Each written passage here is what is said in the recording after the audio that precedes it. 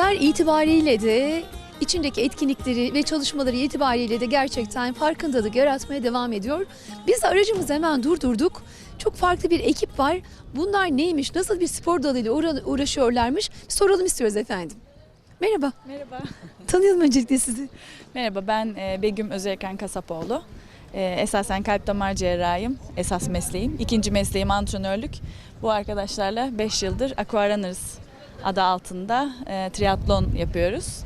Yaptığımız spor yüzme, bisiklet ve koşunun ardı ardına icra edilmesiyle oluşan triatlon sporu. Eğirdir'de bu yıl 17.si düzenleniyor. Burası harika bir yer. Göl harika, ortam harika. Biraz rüzgarlı ama her yıl gelmeye çalışıyoruz. Genelde yüzmeyi açık denizde ya da işte göllerde yaptığımız için hava sıcakken yapılıyor. Dolayısıyla işte Nisan-Mayıs gibi başlıyor sezon. Ekim sonuna kadar devam ediyor. Eğirdir'i de genelde Ağustos'a alıyorlar güzelce yanalım diye. Biz İstanbul'dan geliyoruz. Eğirdir'i çok sevdiğimiz için uzak demeden her sene gerçekten geliyoruz buraya. Biz antrenörler olarak burada kendimiz de yarışıyoruz. Sporcularımız da burayı çok seviyor.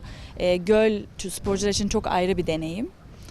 Bir de gölü bizim için böyle her sene hazırlıyorlar, temizliyorlar falan. Müthiş. Yani buradaki misafirperverlik gerçekten inanılmaz.